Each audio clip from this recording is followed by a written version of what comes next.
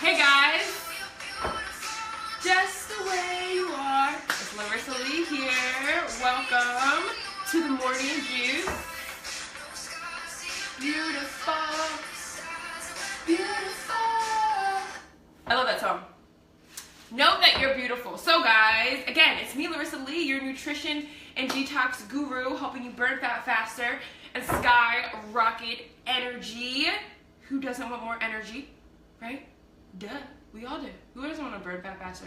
Duh, we all do. So, welcome to the Morning Juice. Today we are talking about why people are so obsessed with kale. Now, to be honest, growing up, I grew up with a single parent. And I know it was a struggle, guys. So props to all you single moms out there. But luckily, when I was younger, we had the ability to live with my grandparents. And since my mom would be working in the evenings, my grandparents would take over the duty of cooking dinner. And guess what? We had every single night, guys. Practically every single night. Chicken, fried chicken, baked chicken, rotisserie chicken, chicken legs, chicken breast, barbecue chicken, any type of chicken. That was always the main course. Then we would have our nice buttery Pillsbury biscuits that you kind of get out of the can. That would be my job to make as a kid. I would throw those biscuits in there. Sometimes I would take a bite of those things. It was like my favorite time of the day. And put some butter on there, butter those biscuits up. And then we'd have a nice little side of vegetable, usually corn or string beans from a can. That was my typical dinner growing up. It was awesomely amazing because I got to sit down and eat with my grandparents. You know what I mean? So that was what was fun about it. But looking back on it, it probably wasn't, the healthiest form to be eating all the time. It was whole food, so that was great that we didn't do a lot of processed stuff. We did do a lot of bread, but needless to say, I didn't hear of kale until I was in my adult years, about 5 years ago when I was 25. Now I'm 30. And I have known kale for 5 years now. And to be honest, when I first heard or saw it, I was like, oh, this is awesome. This is a brand new food. I didn't realize it had been around for so long because I was just becoming introduced to it. So I'm sure you guys have heard of kale before. Many people think that it's a fad, but it's not. It is here to stay. And I'm going to give you guys 5 wonderful reasons why we are all obsessed with kale. And if you're not, that you should be obsessed with kale. Now, if you haven't shared this out yet, do it right now because people are going to be getting some great value out of this, and it's about sharing is caring. So I wrote down some notes for you guys to understand why we need to be obsessed with kale. All right, so reason number 1, it contains a ton of minerals and nutrients, and 33 calories of kale, this green stuff right here, you will get 684% of your daily vitamin K. You will get 134% of your daily vitamin C. You will get 206% of your daily vitamin A. Guys, this is a lot of nutrients packed into 33 calories, right? We also get folate, omega-3s from this. We also get some magnesium from these as well. And not only that, calorie per calorie, you get more iron in kale than you do in beef. Did you know that? Probably not.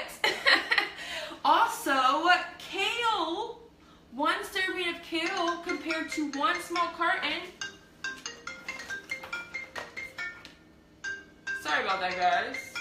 My husband has 3 phones, and one of them is ringing right now. Anyway, 1 serving of kale compared to a small carton of milk contains more absorbable calcium than the small carton of milk does. Would the milk industry tell you that? Probably never. But you can get your calcium, you can get iron from kale, and yes, when people do eat beef, they end up inadvertently getting more iron because nobody ever just eats 33 calories of beef, right? You always eat more calories of that, so that's why people end up getting more iron from beef, but calorie per calorie, kale contains more iron than beef. Nutrient-dense foods. This is what I'm talking about when I talk about getting in those nutrient-dense foods. Nutrient-dense foods. Awesomely amazing. So, number 2, kale contains a ton of antioxidants, phytonutrients, phytochemicals. This just means phytonutrient means plant nutrient, phytochemical means plant chemical. It just means the chemicals that are created when we metabolize this into our body from plants, right? So these are good chemicals, not bad chemicals, all right? Are found in kale that help to reverse and reduce inflammation. And we know that inflammation is one of the leading causes, low-level inflammation that we necessarily can't feel or see, are the leading causes to heart disease, things like diabetes, obesity, right? Fat around the midsection, cancers, autoimmune diseases, allergies. These are the things that cause inflammation, is the thing that leads to these types of illnesses or diseases. And kale is awesomely amazing with helping out with that because of the antioxidant properties that it has. Also, kale is very affordable. If you want to get organic kale, it probably costs about $1 to $1 and some change. Non-organic kale.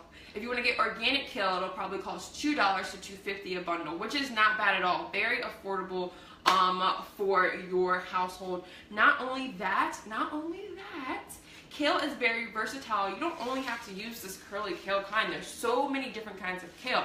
We have this kale, we have dino kale, we have red Russian kale, we have Siberian kale. There's even more kale than that. So if you get if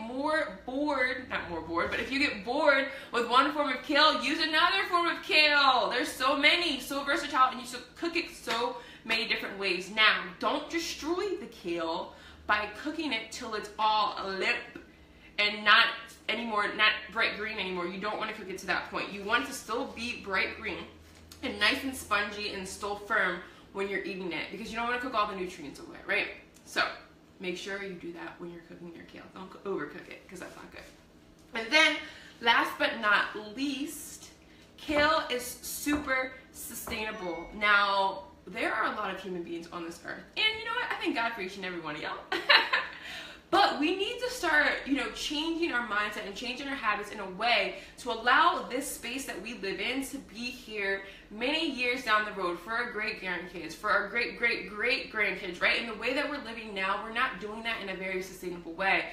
And when comparing the growth of kale, it only takes about 45 days to 60 days to actually mature. It's super easy to grow. You don't require a lot of fossil fuels or a lot of water or any extra feeding or grains or mechanisms to allow it to grow.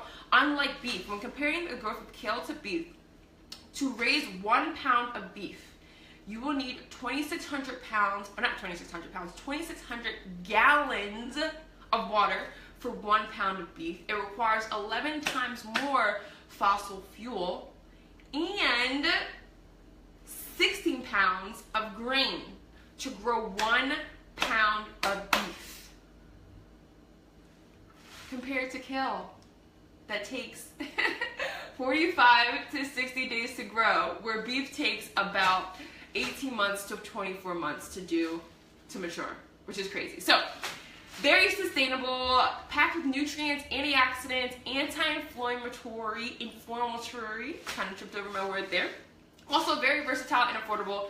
This is why we are all obsessed with kale. I'm actually about to make a kale smoothie right now because I'm hungry and I want something to eat. So, thank you guys for joining me this morning. I'll see you guys tomorrow morning. Make sure you share this out.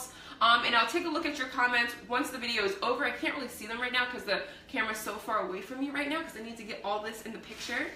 So, thank you guys for joining. And again, share. Sharing is caring. And I will see you guys tomorrow with a new topic.